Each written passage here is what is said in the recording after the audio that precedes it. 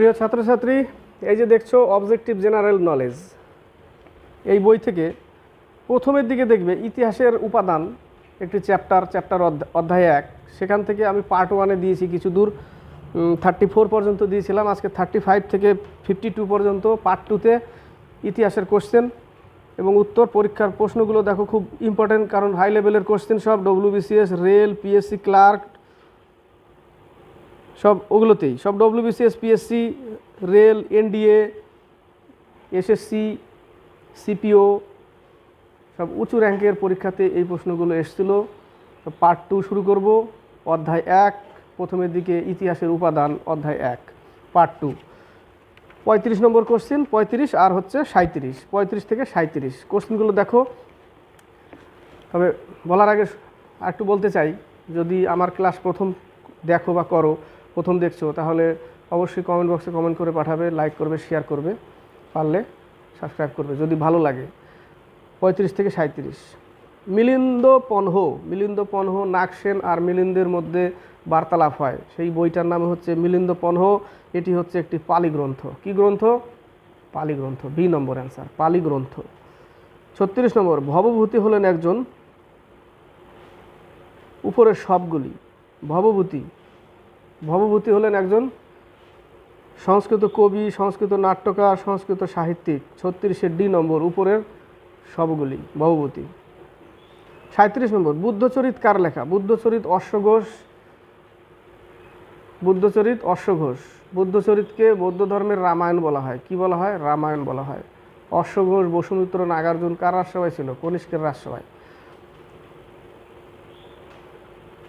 এই যে দেখো, অশ্বঘোষ বুদ্ধচরিত রচনা করে, বাকিগুলো দেখো বসুমিত্র, নাগার্জুনকে ভারতের আইনস্টাইন বলা হয়, শূন্যবাদের প্রবক্তা নাগার্জুন।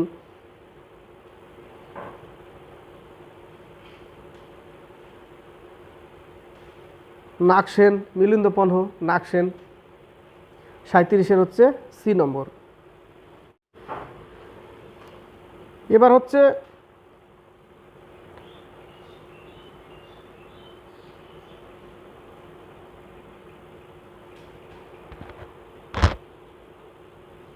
38 থেকে 40, 38 থেকে 40, 35 থেকে 37 বললাম, 38 থেকে 40। 38 নম্বর, কলহন রাজতরঙ্গিনী গ্রন্থটি লিখেছিলেন। কলহন যে লিখেছিল রাজতরঙ্গিনী, সেটা কাশ্মীরের ইতিহাস সম্পর্কে জানা যায়। এটা হচ্ছে দ্বাদশ শতকে লেখা হয়েছিল। বি নম্বর অ্যান্সার, 38-এর বি নম্বর, দ্বাদশ শতকে। 39, ঋতুসংহার এর রচয়িতা হলেন কালিদাস। ঋতুসংহার, অভিজ্ঞান শকুন্তলম, মালবিকাগ্নিমিত্রম, তারপরে রঘুবংশম, এগুলো কার লেখা? কালিদাসের লেখা। কালিদাসকে কি বলা হয়? ভারতের শেক্সপিয়ার বলা হয়। কার রাজসভায় ছিল? দ্বিতীয় চন্দ্রগুপ্ত, যে নবরত্ন ছিল তার মধ্যে কালিদাসও ছিল একজন। 40 নম্বর, নিম্নলিখিত কোন ঐতিহাসিক প্রাচীন ভারতের ইতিহাস সম্পর্কে গবেষণার জন্য বিখ্যাত ছিলেন? সি নম্বর, রামশরণ শর্মা। 40-এর সি। 41 থেকে 43, 41 নম্বর দেখো, নিচের কোনটিতে বৌদ্ধ ধর্মতত্ত্ব সম্বন্ধে উল্লেখ আছে? জাতক থেকে বৌদ্ধ ধর্ম সম্পর্কে জানা যায়।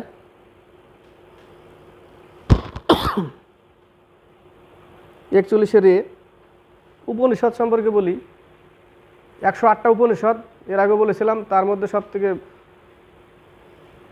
প্রামাণিক হচ্ছে, মানে সর্বশ্রেষ্ঠ যেটা, সেটা হচ্ছে মুন্ডক উপনিষদ, যেখান থেকে সত্যমেব জয়তে নেওয়া হয়েছিল। সত্যমেব জয়তে কোথা থেকে নেওয়া হয়েছে? মুন্ডক উপনিষদ থেকে।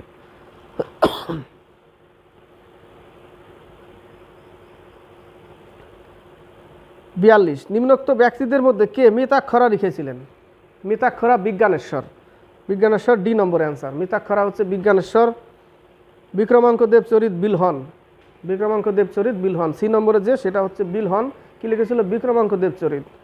42-এর হচ্ছে ডি নম্বর। 43, নিম্নলিখিত কোন সম্রাটের সাথে নাসিক প্রশস্তি সম্পর্কিত? গৌতমীপুত্র। এ নম্বর, নাসিক প্রশস্তি গৌতমীপুত্র, এ নম্বর। সমুদ্রগুপ্তের সাথে প্রয়াগ প্রশস্তি, যে হরিসেন করেছিল প্রয়াগ প্রশস্তি সমুদ্রগুপ্তের সাথে। 43-এর হচ্ছে এ নম্বর। 44 থেকে 46, 44 নম্বর, প্রাচীন যুগে ঐতিহাসিক উপাদানের উপযুক্ত ভাষা ছিল কোনটি? সংস্কৃত ভাষা। প্রাচীন যুগের ঐতিহাসিক উপাদানের উপযুক্ত ভাষা ছিল কি? সংস্কৃত ভাষা। বি নম্বর অ্যান্সার। 45 বৃহৎ সংহিতা কার লেখা? বৃহৎ সংহিতা হচ্ছে বরাহমিহির। বৃহৎ সংহিতা বরাহমিহির, সূর্য সিদ্ধান্তিকা বরাহমিহির। 45 হচ্ছে বি। আর্যভট্ট হচ্ছে আর্যভট্টীয়, শূন্যর আবিষ্কার আর্যভট্ট করে, আর্যভট্টীয়, ওর বইয়ের নামই হচ্ছে আর্যভট্টীয়। বিলহন, ডি নম্বরে দেখো একটা অপশন আছে বিলহন, বিক্রমাঙ্ক দেবচরিত বিলহন। তাহলে 45 হচ্ছে বি নম্বর বরাহমিহির। কি করেছিল? বৃহৎ সংহিতা এবং সূর্য সিদ্ধান্তিকা। 46 কবি জয়দেবের গীত গোবিন্দ কোন ভাষা রচিত? গীত গোবিন্দ কে রচনা করে? জয়দেব। জয়দেব কার রাজসভায় ছিল? গীত গোবিন্দ জয়দেব লক্ষণ সেনের রাজসভায় ছিল। কার রাজসভায় ছিল? লক্ষণ সেনের। এটা হচ্ছে সংস্কৃত। 46 বি, জয়দেব গীত গোবিন্দ কোন ভাষায় রচিত? 46 হচ্ছে বি, সংস্কৃত ভাষা। এবার 47 থেকে 49, 47 নম্বর দেখো। 47 কোশ্চেনটা পড়ো যে আর্যভট্ট ও বরাহমিহির কোন যুগের মনীষী ছিলেন? গুপ্ত যুগের। আর্যভট্ট লিখেছিল আর্যভট্টীয়, শূন্যর আবিষ্কার, আর বরাহমিহির ছিল বৃহৎ সংহিতা আর সূর্য সিদ্ধান্তিকা বরাহমিহির। এরা ছিল গুপ্ত যুগের। 48 ফা হিয়েন ও হিউয়েন সাং রাজসভায় এসেছিলেন। ফা হিয়েন, ফা দি চ হি হ, ফা দি চ মানে ফা হিয়েন দ্বিতীয় চন্দ্রগুপ্ত। দ্বিতীয় চন্দ্রগুপ্ত কোথায় আছে দেখো, বা চন্দ্রগুপ্ত বিক্রমাদিত্য। আর হিউয়েন সাং এসেছিল হর্ষবর্ধন। 48 সি নম্বরে দেখো, আগে পরে দিয়েছে, ঠিক আছে। ফা হিয়েন হচ্ছে চন্দ্রগুপ্ত বিক্রমাদিত্য, আর হিউয়েন সাং এসেছিল হর্ষবর্ধনের সময়। 48 সি, না উল্টো পাল্টা দিয়েছে, 48 সি হবে না, 48 বি হবে, যথাক্রমে বিক্রমাদিত্য ও হর্ষ, তাই না? 48 বি। এখানেও দেখো চালাকি করেছে, কারণ পরীক্ষাটা এসেছিল কথা পিএসসি মিসলিনিয়াস 2004। 48 হবে বি, বিক্রমাদিত্য ও হর্ষ। বিক্রমাদিত্য আগে এসছে, ফাহিয়েন দ্বিতীয় চন্দ্রগুপ্ত মানে ওই বিক্রমাদিত্য, আর হিউয়েন সাং হর্ষবর্ধন। তাহলে 48 বি, 48 বি হবে, 48 বি, ঠিক আছে। 48 বি, পরেগুলো কিন্তু আগে পরে দিয়েছে, আগে পরে হবে না। 48 বি। 49 কম্বরামায়ণ কোন ভাষায় রচিত? কম্বরামায়ণ তামিল ভাষায় রচিত, বি নম্বর অ্যান্সার। 50 থেকে 52, 50 থেকে 52 দেখো। 50 নম্বর, নিচের কোন নাটকে চারুদত্ত ও বসন্ত সেনা নামক চরিত্র দুটির উল্লেখ পাওয়া যায়? মৃচ্ছকটিকম, শূদ্রকের লেখা, মাটির খেলনা, যার অর্থ সেটা হচ্ছে মৃচ্ছকটিকম। বাকিগুলো অপশন দেখো, মালতী মাধব, ভবভূতি।